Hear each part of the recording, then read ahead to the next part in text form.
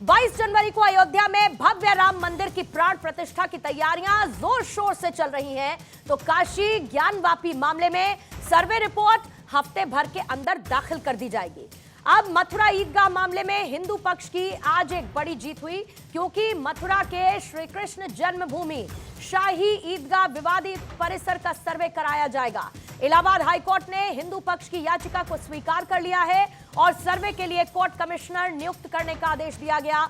और अब 3 तस्वीरें जो इस वक्त आपके सामने हैं, इन 3 तस्वीरों से आप ये समझिए कि कैसे अयोध्या, फिर काशी और अब मथुरा को लेकर हिंदू पक्ष की अदालत में बड़ी जीत हुई है। और इन फैसलों से इतर एक बड़ा सवाल है, वो ये भी है कि सीधा 2024 लोकसभा चुनाव से जुड़ता हुआ सवाल कि अयोध्या में राम मंदिर निर्माण और काशी मथुरा को लेकर जो फैसला आया उसका 2024 चुनाव पर कितना असर पड़ने वाला है। अयोध्या को लेकर पीएम मोदी और बीजेपी का भावनात्मक जुड़ाव है। बात काशी की करें तो पीएम मोदी वाराणसी से सांसद हैं। पीएम मोदी की मॉनिटरिंग में लगातार काशी में विकास कार्य हो रहा है। तो राजस्थान चुनाव से ठीक 2 दिन पहले यानी कि 23 नवंबर को प्रधानमंत्री मोदी, आपको याद होगा, मथुरा दौरे पर पहुंचे थे और मथुरा को बड़ी सौगात उनकी तरफ से दी गई थी। जाहिर है प्रधानमंत्री मोदी पहले प्रधानमंत्री थे जो कि मथुरा पहुंचे, और जब वो मथुरा पहुंचे तो इस बात का संदेश निकलकर सामने आया कि साल 2024 के लोकसभा चुनाव में अयोध्या की तरह, काशी की तरह मथुरा भी एक बड़ा मुद्दा बनने वाला है। आइए आपको इस फैसले के बाद दोनों पक्षों की तरफ से, यानी कि हिंदू पक्ष और मुस्लिम पक्ष की तरफ से जो प्रतिक्रिया इस सामने आई, आपको पहले वो सुनवा देते हैं और उसके बाद चर्चा की शुरुआत करेंगे दहाड़ में। आज माननीय इलाहाबाद हाईकोर्ट ने कृष्ण जन्मभूमि के केस में जो हमारी मांग थी कि शाही ईदगाह मस्जिद में एडवोकेट कमीशन के द्वारा सर्वे कराया जाए, उस सर्वे की एप्लीकेशन को अलाउ कर दिया है। एडवोकेट कमीशन में कौन कौन जाएगा, कितने लोग होंगे, कि क्या मोडेलिटीज होंगी, उसके लिए माननीय न्यायालय ने 18 दिसंबर लगाई है, जिसमें मोडेलिटीज की जाएंगी कि इस एडवोकेट कमीशन में कौन कौन जाएगा, कितने लोग होंगे। ये सारी बातें 18 दिसंबर को तय होंगी। कृष्ण भूमि और ईदगाह मस्जिद के बारे में जो विवाद है उसके लिए आज सुनवाई थी कोर्ट नंबर 85 में। पहले ये कहा है उन्होंने कि हम पहले सर्वे कमीशन की रिपोर्ट पे सुनेंगे जन्मभूमि वाले पक्ष को, उसके बाद 7/11 की जो एप्लीकेशन मेंटेनेबिलिटी है सूट की, उसके बाद को सुना जाएगा। पहले सुना जाएगा सर्वे कमीशन की एप्लीकेशन पे।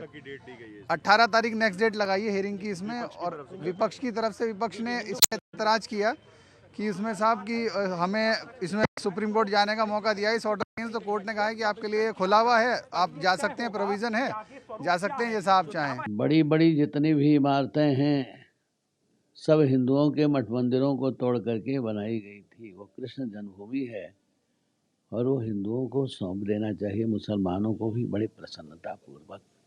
सर्वे अवश्य होना चाहिए। सर्वे दूध का दूध, पानी का पानी कर देगा। और गई बहोर गरीब निवाजू, सरल सबल साहिब रघुराय। गई हुई प्रतिष्ठा भगवान लौटाएंगे। अगर जो सच्चाई होगी वो सामने आएगा, इसलिए सर्वे अवश्य होना चाहिए। सर्वे से निर्णायक होगा और वो सबके निर्णय मान्य होना चाहिए। देखिए, हमारे देश का संविधान है, जब कोर्ट ने स्वीकार कर लिया तो जांच हो जो है होना चाहिए। क्योंकि हम जब हम जो है हिंदुस्तान के निवासी है तो हिंदुस्तान का संविधान मानते हैं, तो संविधान का जो है संविधान पे विश्वास रखते हैं। जांच के लिए आदेश हो गया है तो जांच जो है होना चाहिए, किसी को विरोध नहीं होना चाहिए। तो जांच का आदेश हो चुका है तो जांच होनी चाहिए और इसके लिए किसी का विरोध नहीं होना चाहिए। इकबाल अंसारी को आपने सुना। और आइए दहाड़ में चर्चा की शुरुआत करेंगे। मेहमानों का खास पैनल हमारे साथ मौजूद है। संदीप मिश्रा जी सुप्रीम कोर्ट के वकील हमारे साथ जुड़े हुए हैं। योगी उमेशानंद जी धर्मगुरु हैं, इस वक्त हमारे साथ जुड़ चुके हैं। हाफिज गुलाम सरवर मुस्लिम स्कॉलर हमें ज्वाइन कर चुके हैं। मौलाना शहाबुद्दीन रिजवी साहब राष्ट्रीय अध्यक्ष हैं अखिल भारतीय मुस्लिम जमात के, वो भी हमारे साथ जुड़े हुए हैं। और सदगुरु रितेश रितेश्वर महाराज एक्सक्लूसिव शुरुआत में 10 मिनट के लिए इस वक्त हमारे साथ जुड़े हुए हैं। आप सभी मेहमानों का बहुत बहुत स्वागत करती हूं और सदगुरु रितेश्वर महाराज जी आपका भी स्वागत दहाड़ में करती हूं और एक्सक्लूसिवली आप हमसे बात कर रहे हैं उसके लिए आपका बहुत बहुत धन्यवाद। सबसे पहली प्रतिक्रिया आपकी आज इलाहाबाद हाईकोर्ट के इस फैसले को लेकर, जिसमें कोर्ट ने यह साफ कह दिया कि सर्वे होगा और जल्द ही कमिश्नर की नियुक्ति होगी, कितनी बड़ी जीत के तौर पर हिंदू समाज इसे देखता है?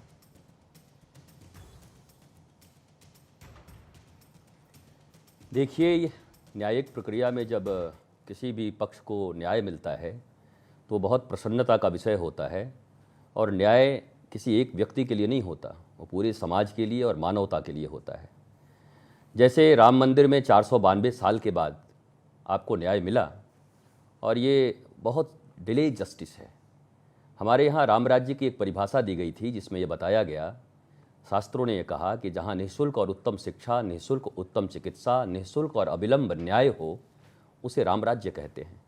तो निःशुल्क और अविलंब न्याय 492 साल के बाद मिला।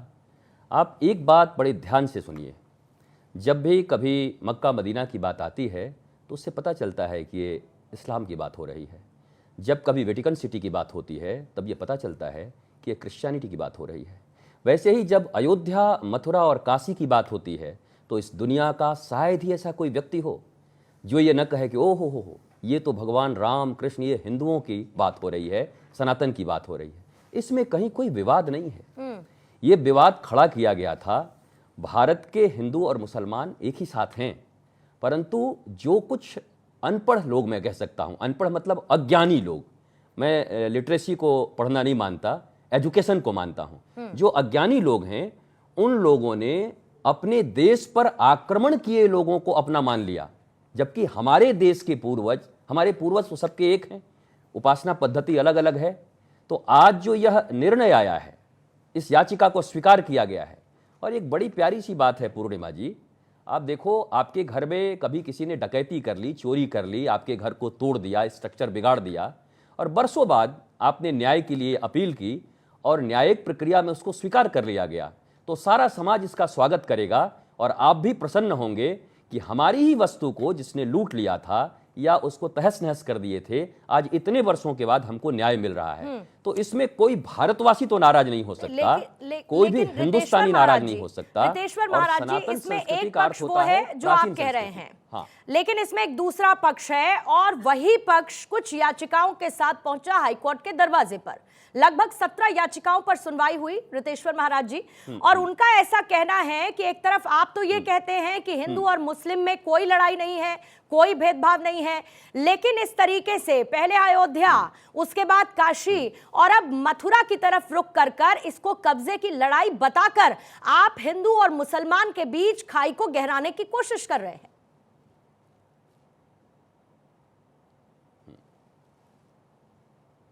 देखिए, मैं यही कहना चाह रहा हूं कि जो देश तोड़क शक्तियां हैं, जो अज्ञानी लोग हैं, वो जो बोलना है बोलते रहे, परंतु देश का न्याय पद्धति और देश के बहुसंख्यक लोग, बहुसंख्यक का मतलब मुझे लगता है शायद 0.1% लोग ऐसे हैं जो विद्रोही हैं, और वो सब चीज़ में विद्रोही हैं। उनको तो भारत ही रास नहीं आता, तो भारत के देवता कहाँ से रास आएंगे, भारत की भारतीयता कहाँ से रास आएगी, उनको सनातन कहाँ से रास आएगा।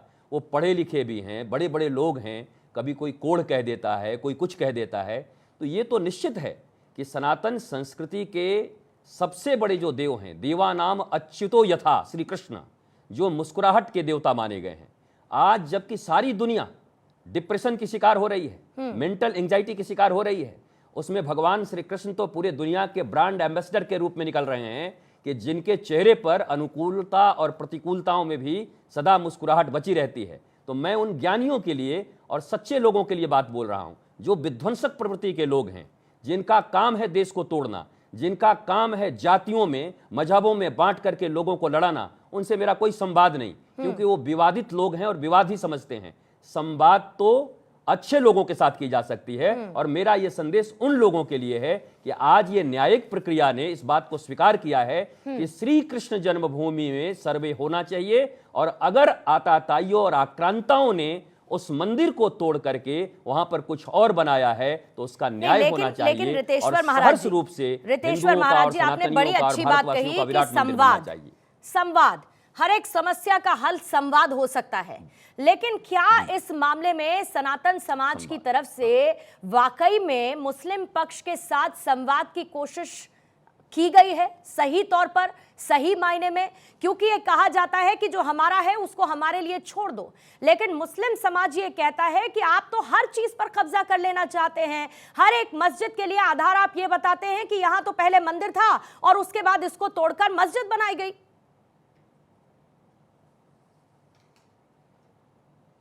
देखिए, मैंने तो पहले ही लाइन में ये कह दिया कि अयोध्या, मथुरा और काशी का नाम याद आते कभी कोई दूसरा कुछ याद आता है इस दुनिया को? जर्मनी में भी जाके अगर पूछेंगे और अगर वो इंडियन कल्चर से अगर उसको समझते होंगे, फ्रेंच भी अगर जानते होंगे, तो कहेंगे कि हाँ हाँ ये तो हिंदुस्तान में है और उनके लॉर्ड राम, कृष्णा और शिवा का यह स्थान है। तो उनके लिए मैं क्या कहूँ, जो भारतवर्ष में रहते हुए भी जो 10 पुश्त पहले वो वही थे, वो भी यही थे जो हम हैं, उनके मन में अगर ऐसी कोई विद्रोही भावनाएं भर दी गई हैं उनके एजुकेशन के कारण, उनके गलत लिटरेसी के कारण, तो उनसे तो संवाद नहीं किया जा सकता। यहाँ तो कोर्ट ही खड़ा है और आज तो सभी लोग कहते हैं कि भाई कोर्ट को हम मानेंगे, संविधान को हम मानेंगे। यहाँ तो कोई लूटपाट की बात हो नहीं रही है। लूटपाट इस संस्कृति के साथ हुआ था, आताताइयों ने किया था, आक्रांताओं ने किया था इस भारतवर्ष के साथ। अब तो हम कोर्ट के माध्यम से बहुसंख्यक होते हुए भी वर्षों तक इंतजार करने के बाद, सैकड़ों वर्ष इंतजार करने के बाद एक याचिका स्वीकार होती है कि हाँ भाई वहां पर आप सर्वे करा लीजिए। मैंने आपसे यही कहा ना कि सबूत के आधार पर ही कोर्ट में फैसला होता है। तो यही तो कह रहे हैं कि अगर सबूत हो तो पक्ष में फैसला दे देना, नहीं हो तो सुप्रीम कोर्ट का फैसला तो सदा से यह समाज मानता आया है, सदा से मानने के लिए तैयार हैं। तैयारी उनको करनी थी, जो लोग विवाद कर रहे हैं उनको समक्ष आना चाहिए था और कहना चाहिए था यानी महाराज जी, असल मायने में जो आपका संवाद है, हमारे देखिए जो आपका संवाद है, आपको लगता है कि वो संवाद अब कोर्ट के माध्यम से ही हो सकता है, उसका इतर कोई रास्ता नहीं है। लेकिन रितेश्वर महाराज जी, एक बहुत महत्वपूर्ण बात, और मेरा अंतिम सवाल आपसे ये होगा, अब तो कोर्ट में आ गया जी, कोर्ट में आ गया जी।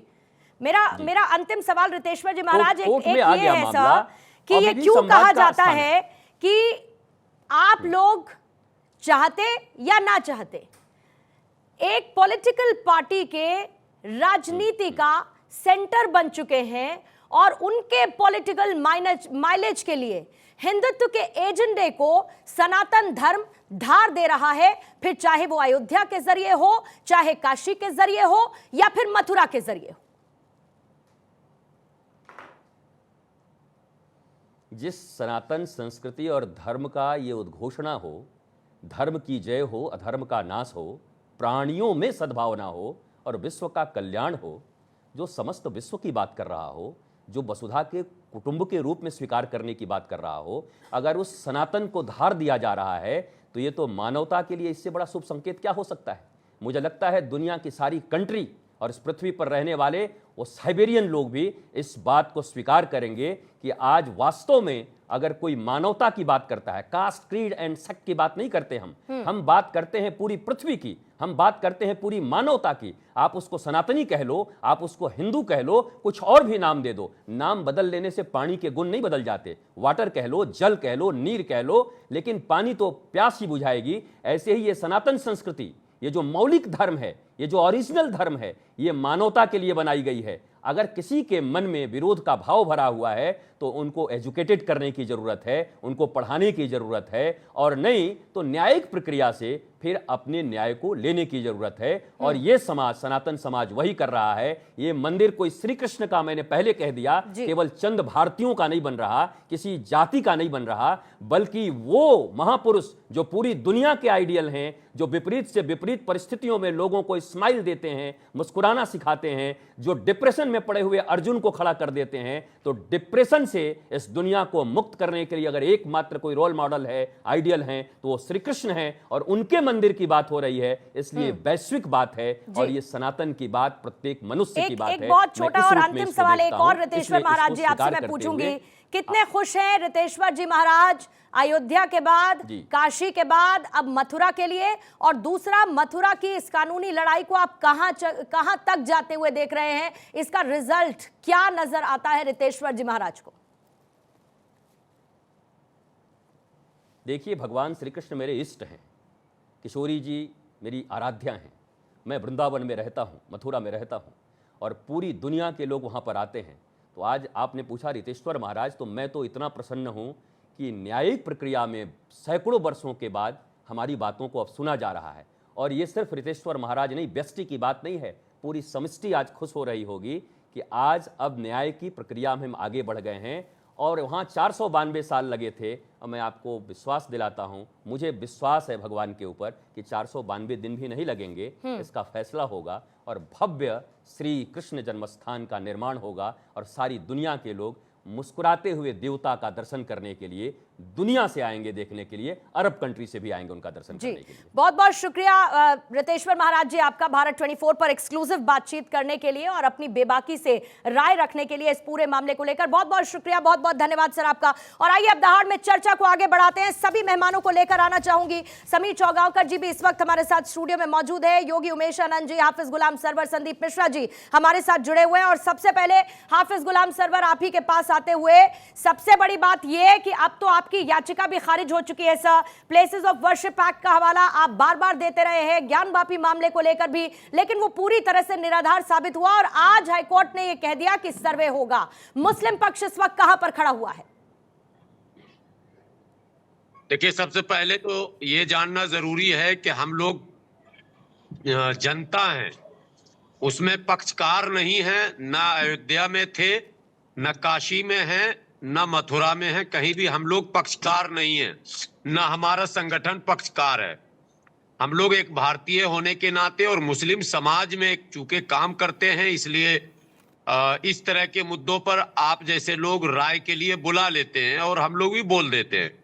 सीधी सीधी बात है, काशी के मुद्दे पर भी हमने ये कहा था, आज फिर मथुरा पर कह रहा हूं, ये राजनीति का विषय भी नहीं है और ये हिंदू मुस्लिम का विषय भी नहीं है। अगर हिस्टोरिकल डिस्प्यूट है तो अब कोर्ट में बाज़ाब्ता तौर पर सुनवाई हो रही है और दोनों पक्ष अपनी अपनी दलील के साथ वहां मौजूद हैं। कम से कम कोर्ट को सुनने दिया जाए, समझने दिया जाए और अपनी राय देने दी जाए। ये तो एक क्लियर स्टैंड है, इसमें कहीं कहीं इफ बट की कोई गुंजाइश नहीं है। लेकिन अभी सदगुरु रितेश्वर जी महाराज ने जो एक शब्द संवाद का कहा, मैं इसका पक्षधर शुरू से रहा हूं कि यदि दोनों पक्षकार, देखिए तमाम लोग पक्षकार नहीं हैं, हिंदू मुसलमान हैं, धर्मगुरु हैं, स्कॉलर हैं, संगठनों के कर्ता धर्ता हैं, ये सब कुछ ठीक है, लेकिन पक्षकार नहीं है। पक्षकारों को चाहिए स्थानीय स्तर पर संवाद कैसे कायम हो सके, इसकी कोशिश करनी चाहिए थी। इससे शायद ये होता कि इस पर जो राजनीति लोग करते हैं उनको अवसर नहीं मिलता। लेकिन दुर्भाग्य है, न अयोध्या में ये हो पाया, न काशी में हो पाया। मुझे लगता मथुरा में भी शायद अब ऐसा कुछ दिख नहीं रहा। तो एक मात्र मार्ग है, मात्र रास्ता है कोर्ट।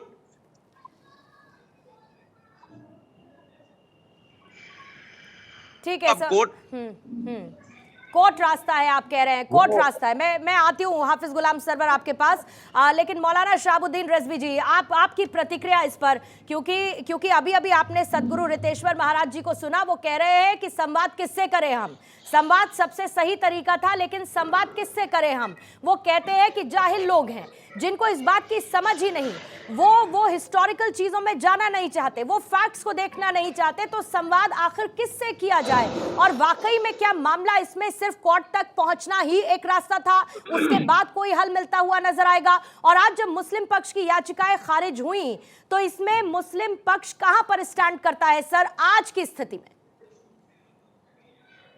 देखिए मोहतरमा, जो अभी मजहबी रहनुमा कह रहे थे तो संवाद की बात कर रहे थे। उन्होंने कभी भी संवाद कायम नहीं किया और न कभी भी, चाहे अयोध्या का मामला हो या काशी का हो या आज मथुरा की ईदगाह का मामला हो, संवाद कायम करने की उन्होंने कभी कोशिश नहीं की, कभी पेशरफ्त नहीं की। वो आपने बड़े की भाई मौलाना होने के साहब? नाते उनको चाहिए मुस्लिम था। पक्ष ने कोशिश की जी। संवाद की, मुस्लिम पक्ष ने कोशिश की संवाद की। संवाद की कोशिश बड़े भाई के नाते उनको पहले करना चाहिए थी, उन्होंने कोशिश नहीं की, कोई पेशरफ्त नहीं की। चलिए, अभी तक नहीं हुई, अब ये महाराज जी आए, मैदान में आए, निकल के आए, जो मजहबी मुस्लिम रहनुमा हैं, कायदीन हैं, उनसे बात करें, जो पक्षकार हैं उनसे भी बात करें। वहाँ जो मकामी तौर पर जो पक्षकार हैं, सुन्नी सेंट्रल वक्फ बोर्ड है और बहुत सारे लोग हैं, उनसे बात करें। आज वो शुरू कर रहे हैं, कर ले संवाद। नेक काम करने में कोई देरी नहीं करना चाहिए, जबकि होना चाहिए था, नहीं हुआ। खैर, कोई बात नहीं, आज से शुरू किया जा सकता है। शुरुआत क्यों नहीं करते? कब तक बड़े भाई और छोटे भाई का कार्ड खेलते रहिएगा सर? आप क्यों नहीं करते शुरुआत? नहीं, ये जिम्मेदारी उनकी बनती है। उन्होंने संवाद की शुरुआत की बात कही है। कहाँ लिखा है सर जिम्मेदारी उनकी बनती है? करना चाहिए। रिजवी साहब, कहाँ लिखा है कि जिम्मेदारी उनकी बनती है? कि संवाद की बात उन्होंने की है, बातचीत की बात, गुफ्तगू की बात उन्होंने की है, हमने नहीं की है। और हम तो इंतजार करते हैं उनके दावतनामे का। अगर वो दावतनामा भेजते हैं बात करने के लिए, तो हम उनके दावतनामे को कबूल करेंगे और बात करने के लिए तैयार हैं। दावतनामा आप दे दीजिए, आप कर लीजिए संवाद। मैं तो ये कह रही हूं कि अगर उन्होंने नहीं किया तो आप कर लेते।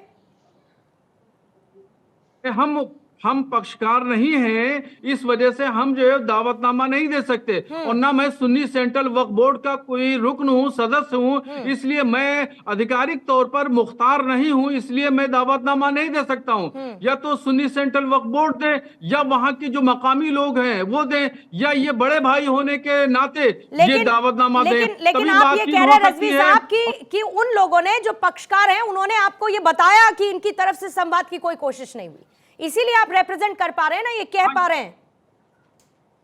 नहीं, हमें ये जानकारी है, मुकम्मल तरीके से जानकारी है कि उन्होंने संवाद कायम नहीं किया, और न काशी के ताल्लुक से और न अयोध्या के मामलात में भी बातचीत हुई। सिर्फ एक मतलब चंद्रशेखर जी ने, जब चंद्रशेखर जी प्रधानमंत्री थे, सुनिए, मैं तारीख बताता हूं। जब चंद्रशेखर जी प्रधानमंत्री थे तो उन्होंने एक बार शुरुआत की थी बहैसियत वजीर आजम। उन्होंने दोनों पक्षों को बिठाया था, मगर उसमें बहुत ज्यादा बात आगे नहीं बढ़ पाई। चंद्रशेखर जी से लेकर अब तक किसी भी वजीर आजम ने ये कोशिश नहीं की, बल्कि अगर बड़े पैमाने पे कोशिश की जाती है तो उसके असरात मुरत्तब होते हैं और कोई ना कोई नतीजा निकल के आता है, कोई हल निकल करके आता है। कोई कोशिश नहीं हुई। संदीप मिश्रा जी, आप इत्तेफाक रखते हैं रजवी साहब से जो वो कह रहे हैं, कोई कोशिश नहीं हुई? देखिए, ये लटकाने भटकाने वाली टैक्टिस है, मैं साफ साफ कह रहा हूं। और अभी जब यहाँ पे बड़ी अच्छी अच्छी बातें हो रही है ना, कि हम लोग बैठें, समझौते करें, आपस में बातें करें, बैकडोर में इस समय तैयारी चल रही होगी कि हाईकोर्ट के ऑर्डर को चैलेंज कैसे करें, किस सीनियर एडवोकेट को खड़ा करें।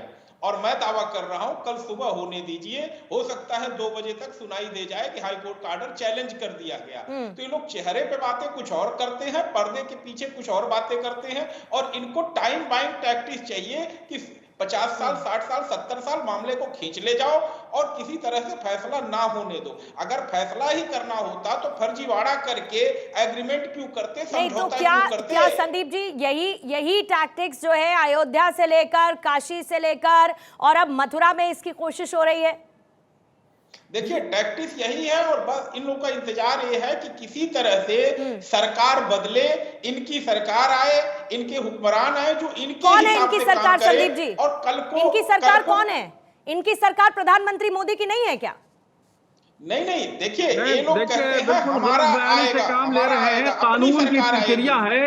देखिए, कानून ने हमें इजाजत दी है चैलेंज करने के लिए, हाई कोर्ट में, सुप्रीम कोर्ट में चैलेंज करने के लिए, अपील करने के हमें अधिकार दिए हैं। कानून का सिस्टम है, अदालत का सिस्टम है, इसमें कोई समस्या नहीं है। क्यों कर रहे हैं?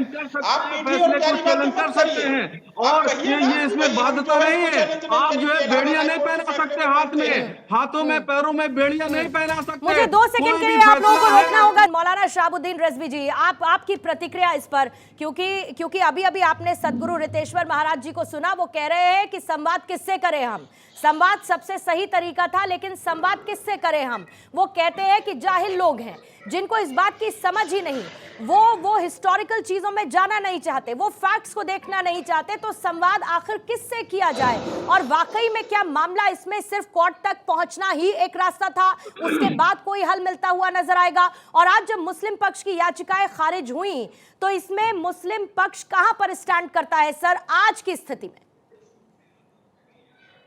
देखिए मोहतरमा, जो अभी मजहबी रहनुमा कह रहे थे तो संवाद की बात कर रहे थे, उन्होंने कभी भी संवाद कायम नहीं किया और न कभी भी, चाहे अयोध्या का मामला हो या काशी का हो या आज मथुरा की ईदगाह का मामला हो, संवाद कायम करने की उन्होंने कभी कोशिश नहीं की, कभी पेशरफ्त नहीं की। वो बड़े भाई होने के नाते उनको चाहिए। मुस्लिम पक्ष ने कोशिश की संवाद की, मुस्लिम पक्ष ने कोशिश की संवाद की, संवाद की कोशिश बड़े भाई के नाते उनको पहले करना चाहिए थी, उन्होंने कोशिश नहीं की, कोई पेशरफ्त नहीं की। चलिए अभी तक नहीं हुई, अब ये महाराज जी आए, मैदान में आए, निकल के आए, जो मजहबी मुस्लिम रहनुमा हैं, कायदीन हैं, उनसे बात करें, जो पक्षकार हैं उनसे भी बात करें। वहाँ जो मकामी तौर पर जो पक्षकार हैं, सुन्नी सेंट्रल वक्फ बोर्ड है और बहुत सारे लोग हैं, उनसे बात करें। आज वो शुरू कर ले संवाद। नेक काम करने में कोई देरी नहीं करना चाहिए, जबकि होना चाहिए था, नहीं हुआ। खैर कोई बात नहीं, आज से शुरू किया जा सकता है। क्यों नहीं करते? अब कब तक बड़े भाई और छोटे भाई का कार्ड खेलते रहिएगा सर? आप क्यों नहीं करते शुरुआत? नहीं, ये जिम्मेदारी उनकी बनती है। उन्होंने संवाद की शुरुआत की बात कही है। कहाँ लिखा है सर जिम्मेदारी उनकी बनती है? करना चाहिए। रिजवी साहब, कहाँ लिखा है कि जिम्मेदारी उनकी बनती है? कि संवाद की बात उन्होंने की है, बातचीत की बात, गुफ्तगू की बात उन्होंने की है, हमने नहीं की है। और हम तो इंतजार करते हैं उनके दावतनामे का। अगर वो दावतनामा भेजते हैं बात करने के लिए तो हम उनके दावतनामे को कबूल करेंगे और बात करने के लिए तैयार हैं। दावतनामा आप दे दीजिए, आप कर लीजिए संवाद। मैं तो ये कह रही हूं कि अगर उन्होंने नहीं किया तो आप कर लेते। हम पक्षकार नहीं हैं, इस वजह से हम जो है दावतनामा नहीं दे सकते। और ना मैं सुन्नी सेंट्रल वक्फ बोर्ड का कोई रुकन हूँ, सदस्य हूँ, इसलिए मैं आधिकारिक तौर पर मुख्तार नहीं हूँ, इसलिए मैं दावतनामा नहीं दे सकता हूँ। या तो सुन्नी सेंट्रल वक्फ बोर्ड दे, या वहाँ के जो मकामी लोग हैं वो दें, या ये बड़े भाई होने के नाते ये दावतनामा दें। लेकिन आप ये कह रहे हैं रजवी साहब कि उन लोगों ने, जो पक्षकार हैं, उन्होंने आपको ये बताया कि इनकी तरफ से संवाद की कोई कोशिश नहीं हुई, इसीलिए आप रिप्रेजेंट कर पा रहे हैं ना, ये कह पा रहे हैं। नहीं, हमें ये जानकारी है, मुकम्मल तरीके से जानकारी है कि उन्होंने संवाद कायम नहीं किया और न काशी के ताल्लुक से और न अयोध्या के मामलात में भी बातचीत हुई।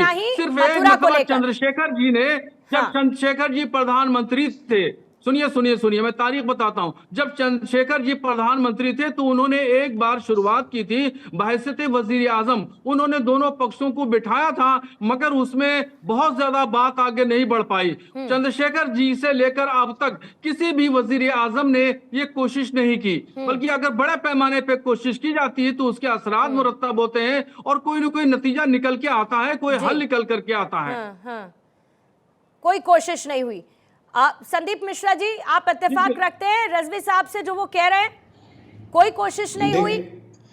देखिए ये लटकाने भटकाने वाली टैक्टिस है, मैं साफ साफ कह रहा हूं। और अभी जब यहाँ पे बड़ी अच्छी अच्छी बातें हो रही है ना कि हम लोग बैठें, समझौते करें, आपस में बातें करें, बैकडोर में इस समय तैयारी चल रही होगी कि हाईकोर्ट के ऑर्डर को चैलेंज कैसे करें, किस सीनियर एडवोकेट को खड़ा करें।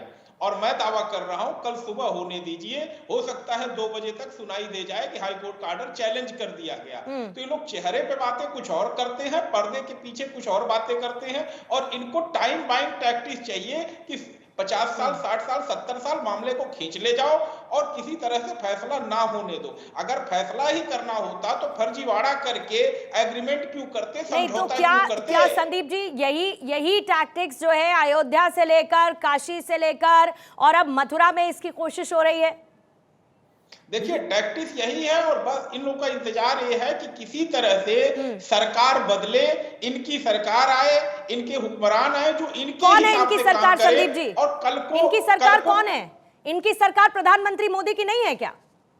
नहीं देखिए, ये लोग कहते हैं बिल्कुल हमारा गलत बयानी से आएगा, काम ले हमारा रहे आएगा, हैं। अपनी कानून की सरकार प्रक्रिया आएगी। है। इस देखिए, तरह की कानून ने तैयारी हमें क्यों नहीं इजाजत चल दी रही है है? चैलेंज करने के लिए, हाई कोर्ट में, सुप्रीम कोर्ट में चैलेंज करने के लिए, अपील करने के हमें अधिकार दिए हैं। कानून कानून दिए का हैं, तो सिस्टम आप है, कोई दिक्कत अदालत की का बात करिए सिस्टम ना, है। फिर इसमें कोई मीठी समस्या मीठी नहीं है। प्यारी प्यारी बातें क्यों कर रहे चैलेंज हैं? कर सकते आप हैं, मीठी और फैसले को प्यारी बातें चैलेंज कर मत सकते करिए। हैं। आप और कहिए ना ये कि इसमें भाई हम बाध्यता जो है नहीं इसको है। चैलेंज नहीं आप जो है करेंगे, बेड़ियां इलाहाबाद नहीं हाई कोर्ट पहना के फैसले सकते को हाथ मानते हैं। में, हाथों में, पैरों में बेड़ियां नहीं पहना सकते। मुझे 2 सेकंड कोई के भी लिए आप लोगों को फैसला रोकना है। होगा। समीर जी, मैं आपसे एक पॉलिटिकल सवाल इस मामले में पूछूंगी, क्योंकि अब तो मामला कोर्ट में है, कोर्ट ने कह दिया है कि इस मामले में सर्वे होगा, आगे बढ़ेगा।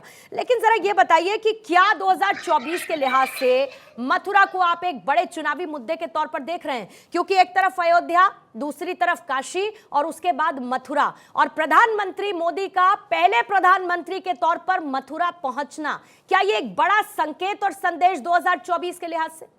देखिए, मैं इसे राजनीतिक रूप से नहीं मानता, इसे 2024 से मैं जोड़ना नहीं चाहता। यह भारतीय जनता पार्टी के जन्म के साथ अयोध्या का मामला, काशी का मामला और मथुरा का मामला जुड़ा रहा है। भारतीय जनता पार्टी हमेशा इसके बारे में जिक्र करती रही है। अयोध्या का फैसला कोर्ट से हुआ है, आज हाईकोर्ट का फैसला आया है कि इस पर सर्वे होगा। मुझे लगता है कि मुस्लिम पक्ष को यह बात समझने की जरूरत है कि जो आक्रांता थे, जो मुगल थे, उन्होंने जो भारत को लूटा है, यहाँ के मंदिरों को नष्ट किया है, वहाँ पर जो उन्होंने अवैध मस्जिद बनाई थी, आज बड़ा मन रखते हुए मुस्लिम पक्ष से बताना चाहिए कि वो सच्चे मन से भारतीय हैं। जो आक्रांताओं ने, जो मुगलों ने गलतियां की थी, वो आज हिंदू धर्म को वापस लौटाना चाहते हैं। आज देखिए, आप हिंदू धर्म का देखिए, इतना बड़ा सनातन धर्म है, इतने बहुसंख्य के, क्या कभी अयोध्या के मामले में हिंदू धर्म ने ऐसा किया कि कब्जा करके वहाँ मंदिर बना लिया हो? पूरे धैर्य के साथ सुप्रीम कोर्ट के निर्णय का इंतजार किया 32 साल तक। जब सुप्रीम कोर्ट का निर्णय आया, उसके बाद वहाँ मंदिर बन रहा है। मुझे ऐसा लगता है कि जब यह बात मुस्लिम पक्ष को पता है कि जो अयोध्या का निर्णय आया है, वही निर्णय काशी का भी आएगा, वही मथुरा का आएगा, और वो जगह पर, वहाँ पर श्री कृष्ण जन्मभूमि को तोड़कर वहाँ मस्जिद बनाई गई थे।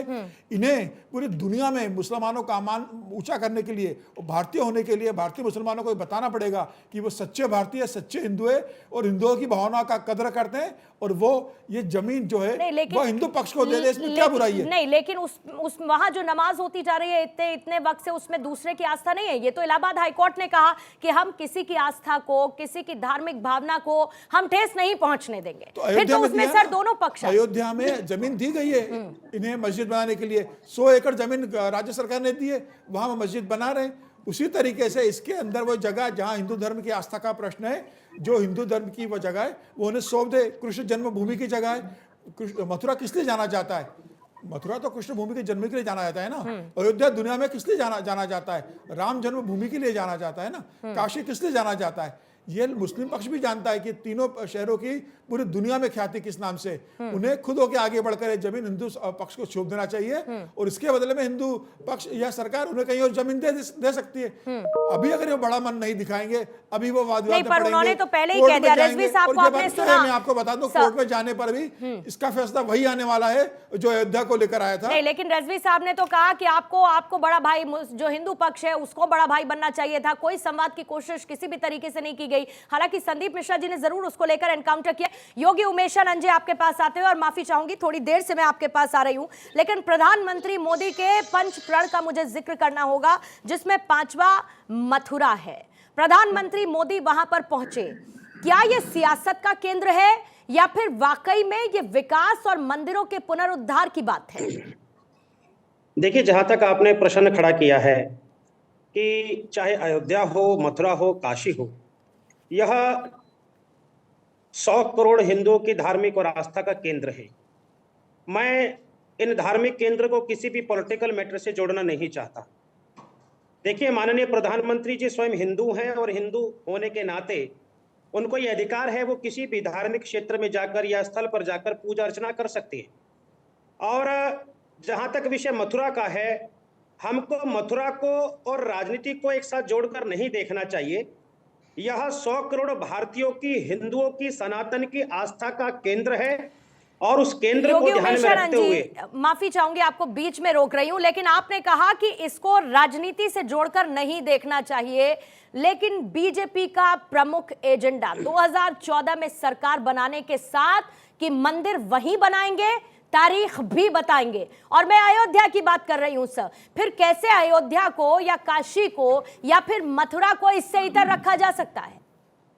देखिए, जहां तक भारतीय जनता पार्टी का आपने मेरे से प्रश्न किया है, भारतीय जनता पार्टी प्रारंभ से ही इन विषयों को उठाती रही है। और देखिए, इस बात को समझना पड़ेगा कि भारत में एकमात्र एक ऐसी राजनीतिक पार्टी है जो हिंदू आस्था हो, धार्मिक केंद्र हो, और चाहे गाय गंगा गौरी का विषय हो, उन विषय को उठाती रही है और वो उसके मैनिफेस्टो का एक बड़ा महत्वपूर्ण हिस्सा भी रही है। और मैं राजनीति से आपको इसलिए अलग करने के लिए कह रहा हूं कि राजनीतिक क्षेत्र के जो लोग हैं वो अपना काम करने वाले हैं, लेकिन एज अ धार्मिक धर्मगुरु होने के नाते जो मैं आपसे कह रहा हूं कि जो धर्म की लड़ाई है वो हम सब 100 करोड़ हिंदुओं को मिलकर लड़नी है, और निश्चित तौर पर उसका एक परिणाम हमारे सामने ये आएगा। योगी उमेशानंद जी, धर्म तो सर कभी भी लड़ाई की बात करता ही नहीं। सनातन में तो खास तौर से इसका जिक्र है ही नहीं, कोई विरोधाभास है ही नहीं। सनातन तो सबको, हर एक व्यक्ति को अपने आप में समावेश करने वाला है, अपने आप में मिलाने वाला है। तो जब लड़ाई की बात होती ही नहीं तो फिर मथुरा को लेकर लड़ाई का जिक्र क्यों होता है? देखिए पूर्णिमा जी, लड़ाई की तो बात ही नहीं है, संघर्ष, हम लड़ाई की चर्चा भी नहीं कर रहे, लेकिन जिसका एकाधिकार है वो अपने एकाधिकार को प्राप्त करने के लिए निश्चित तौर पर संघर्ष तो करेगा ही।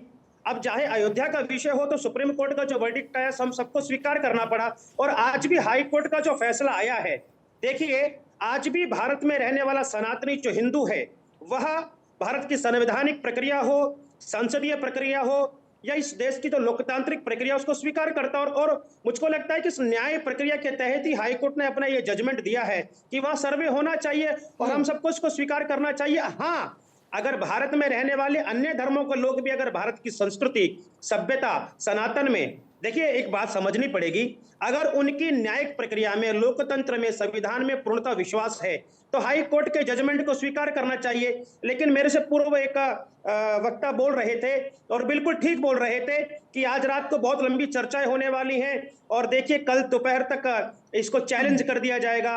निश्चित तौर पर कि बनावटी बातें करना, बनावटी चेहरे प्रकट करना और पीछे से कुछ और करना होने यही वाला है। कल आप देखिएगा बड़ी बड़ी पॉलिटिकल पार्टीज के प्रवक्ता इस विषय पर अपना स्टेटमेंट देना प्रारंभ कर देंगे, रात से ही होने लग जाएगा और कल दोपहर तक और शाम तक इसको चुनौती दे दी जाएगी। इनका बोल कहते हैं ना कि ये बोलते कुछ है करते कुछ और है। निश्चित तौर पर ये चैलेंज कौन करेगा? चैलेंज मुस्लिम पक्ष करेगा या पॉलिटिकल पार्टीज करेंगी? पॉलिटिकल पार्टीज में सर बीजेपी तो नहीं करेगी, आप बीजेपी की बात तो नहीं कर रहे होंगे, लेकिन बाकी पॉलिटिकल पार्टीज की आप बात कर रहे होंगे। लेकिन पॉलिटिकल पार्टीज तो एक पार्टी हो गई, यहाँ तो पक्ष मुस्लिम है। देखिए जो मुस्लिम पक्षकार है और जितनी भी जो भारतीय जनता पार्टी को अगर हम छोड़ दें, जितने भी कानून की प्रक्रिया में चैलेंज करने का, अपील करने का अधिकार सबको है। जब कानूनी प्रक्रिया है, कोर्ट ने ये सिस्टम बनाया है तो अपील की जा सकती है। इसमें आपको क्यों एतराज है? आप क्यों परेशान हो रहे हैं? आप अपील करने पे बहुत ज्यादा परेशान हो रहे हैं। आपकी बातों को सुन रहा था, आप भी मेरी बातों को सुनने का प्रयास करेंगे। देखिए जितने भी भारतीय जनता पार्टी को छोड़ने के बाद जितनी पॉलिटिकल पार्टीज हैं, जब कानूनी सिस्टम है और कोर्ट इस बात की इजाजत देता है और कोर्ट खुद पे कह रहा है फैसला करने में कोर्ट ने कहा कि आप कहीं भी आगे जा सकते हैं, तो अगर वहां पर अखिल भारतीय मुस्लिम जमात कोई व्यक्ति हारा है तो वो हाई कोर्ट जाएगा। हाई कोर्ट में हारा है तो कुछ और रहे हैं, कल कुछ और हो जाएगा। इनकी बातें कुछ और होती है, प्रक्रियाएं कुछ और होती है। काम कर रहे हैं पर ये सभी जितने मौलाना आपके टीवी में बैठे हैं, ये कांग्रेस का नहीं मान रहे, इसका मतलब है आप कानून को चैलेंज कर रहे हैं, बैठे हैं।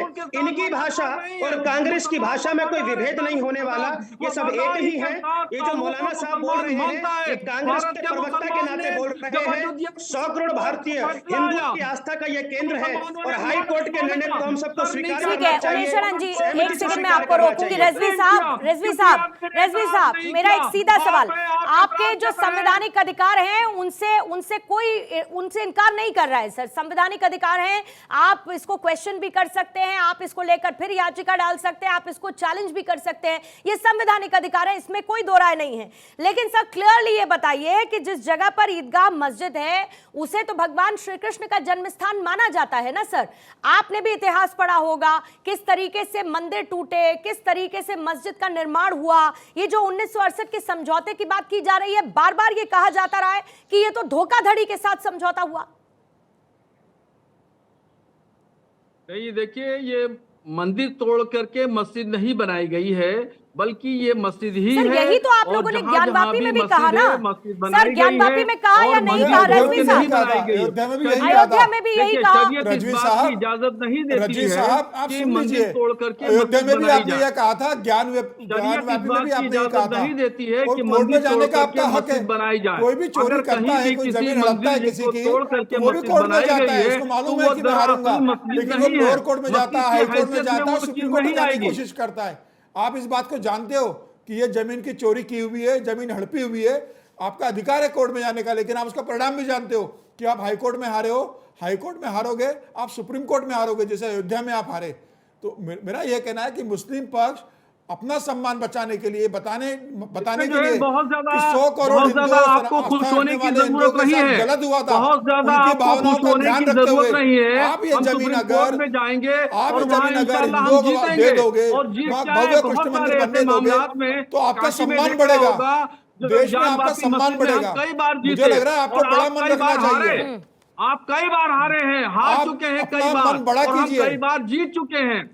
इतिहास में हुई गलतियों को सुधार और कई कीजिए, बार समय है रजवी आपको सुधारने का। साहब, रजवी साहब, ज्ञानवापी मामले में याचिका बार बार मुस्लिम पक्ष की खारिज कर दी गई, फिर उसके बाद सर्वे हुआ, सर्वे की जो तस्वीरें हमने देखी, हमको शिवलिंग नजर आता है, आपको फवारा नजर आता है सर, ये तो देखने की बात है ना। ये कैसे समझेंगे आप? अभी आप कोर्ट में जाइए, बिल्कुल उसका सर्वे होगा, सर्वे से फिर कुछ तस्वीरें वीडियोग्राफी से निकलकर सामने आएंगी, फिर क्या आधार रखेंगे सर आप उसका?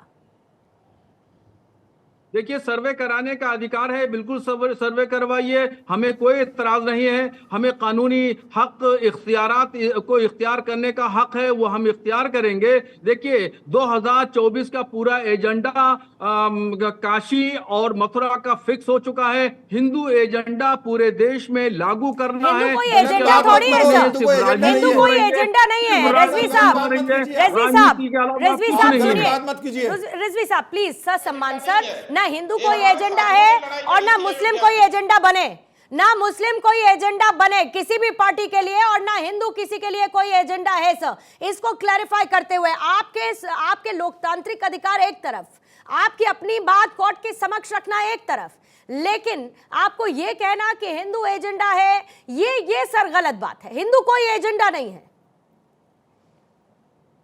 तो इसको राजनीतिक एजेंडा मान लीजिए। लोकसभा का इलेक्शन आने वाला है तो उसकी तैयारियां हैं और मजहबी रंग दिया जा रहा है, इसको मजहबी रंग दिया जा रहा है क्या? संदीप मिश्रा जी, संदीप मिश्रा जी, मंदिर मस्जिद की सियासत फिर से शुरू हो गई है क्या? इसको फिर से मजहबी रंग, ओवैसी साहब जैसा कहते हैं कि फिर इन मामलों को जिंदा क्यों किया जाता है? सिर्फ इसीलिए ताकि राजनीति चल सके?